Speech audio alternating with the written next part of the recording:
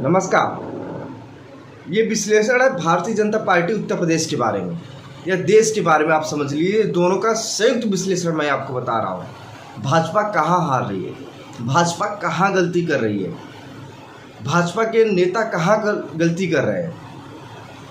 उत्तर प्रदेश में 74 से 62 और 62 से 36 सीटों का सफ़र भारतीय जनता पार्टी को कुछ गुजर नहीं रहा होगा। ये हुआ क्यों?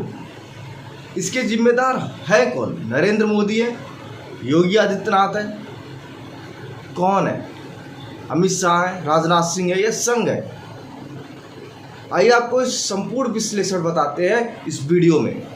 आपको थोड़ा रुकना होगा, वीडियो को अंत तक देखना होगा।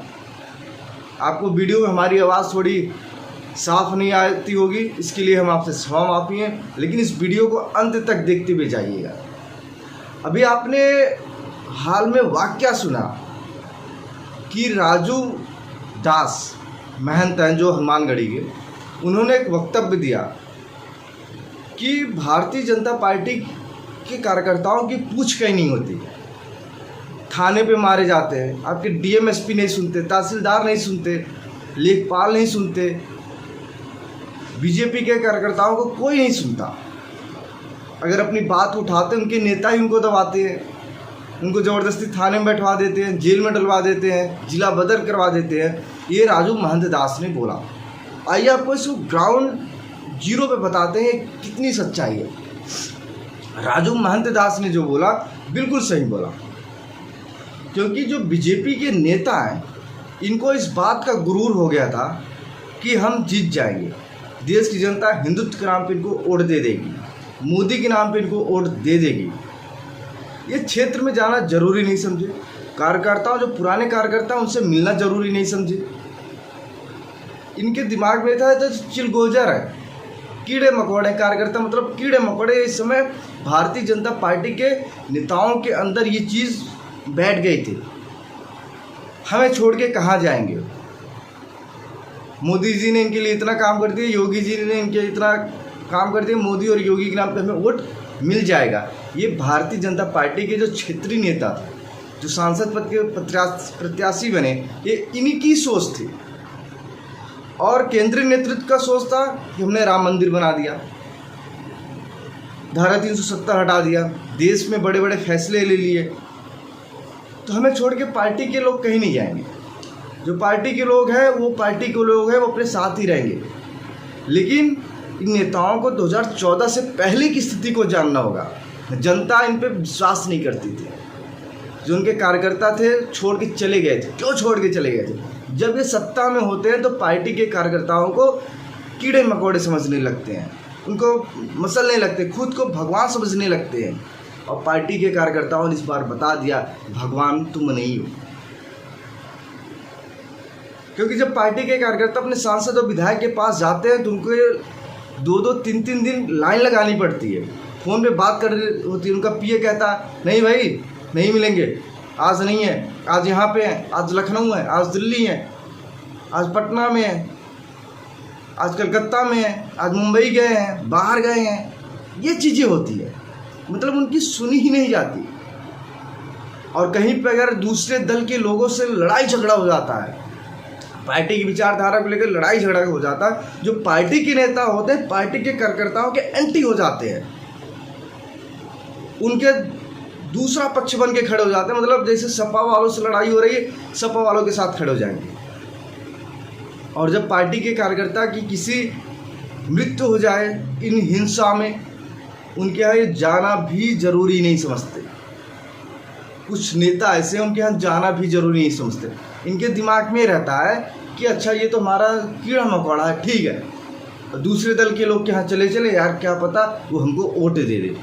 ये पार्टी के जो छुट भैया नेता हैं, जो अभी नए नए नेतागिरी में आए हैं, जो नए नए सांसद बने थे, नए नए विधायक बने थे, इनकी सोच है पर्सनली लड़ाई लेने लगते हैं। और यही चीज़ ये उत्तर प्रदेश की नहीं, बंगाल की हाल बता रहा हूँ। भारतीय जनता पार्टी केंद्र की सरकार में थी, 10 साल से है, फिर भी है, अभी भी है। बंगाल में कार्यकर्ता मारे जाते हैं, क्या कर लिए भाई तुम सत्ता में होगे? केंद्र की सरकार में तुमने क्या कर लिया? कार्यकर्ता मारे जाते हैं तुमसे, तुम्हारी ईडी जाती, सीबीआई जाती, वो मारे जाते हैं। तुम्हें हमने 303 सीटें दी, कांग्रेस ने सिर्फ 54 सीट थी कांग्रेस के पास। संसद नहीं चलने दे, क्या कर रहे थे भाई तुम? हमने तुम्हें 303 दो बार पूर्ण बहुमत की सरकार थी, हाथ पे हाथ जोड़ के खड़े रहे। दूसरे पार्टी जिन विचारधारा के खिलाफ हम लड़ते रहे, जिन विचारधारा की नेताओं को हम दिन भर गाली देते हैं, उन विचारधारा के नेताओं को आप पार्टी में ज्वाइन करा रहे हो। मतलब अंतर क्या रह गया? हम फिर उन्हीं नेताओं की गुलामी करेंगे, फिर हम उसी विचारधारा की गुलामी करेंगे। आने वाला समय भारतीय जनता पार्टी के शीर्ष नेतृत्व के लिए बहुत बड़ा सबक होने वाला है। अगर अब भी अपने कार्यकर्ताओं की इज्जत न की, अपने कार्यकर्ताओं की लड़ाई न लड़े, वहीं आप समाजवादी पार्टी को देख लो, उसके एक कार्यकर्ता को कोई कुछ बोलता है, पूरी समाजवादी पार्टी सड़क उतर जाती है। टीएमसी के देख लो, आरजेडी के देख लो, इनके एक कार्यकर्ता के ऊपर हमला होता है, पूरी की पूरी जमात इनकी उतर जाती है सड़कों पे अपने कार्यकर्ता की रक्षा के लिए। अखिलेश यादव खुद उतर जाते हैं, तेजस्वी यादव खुद उतर जाते हैं, ममता बनर्जी खुद उतर जाती हैं। लेकिन क्या भारतीय जनता पार्टी का कोई क्षेत्रीय नेता तक, शीर्ष नेतृत्व तो छोड़िए, मैं नहीं कहता कि जेपी नड्डा आए, अमित शाह आए, नरेंद्र मोदी आए, लेकिन जो और नेता हैं ये तो उतर सकते हैं लड़ाई में, नहीं उतर रहे। आपको याद होगा पटना में एक सांसद के ऊपर लाठीचार्ज हुआ, यही नीतीश कुमार की सरकार ने लाठीचार्ज कराई थी, तेजस्वी यादव मुख्यमंत्री थे, वो सांसद मर गया। लेकिन भारतीय जनता पार्टी की बदतमीजी देखिए, फिर नीतीश कुमार के साथ सरकार बना ली। देश की जनता ये सब देखती है। आपको लगता होगा जनता मोदी जी के नाम पे वोट कर देगी मोदी जी के नाम पे, लेकिन सबक बहुत बड़ा है।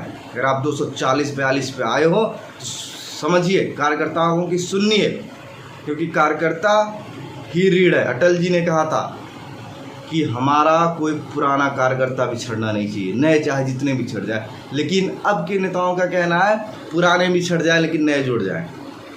नए कितने दिन तक रहेंगे? अपनी पुरानी पार्टी के नहीं होता आपके क्या होंगे?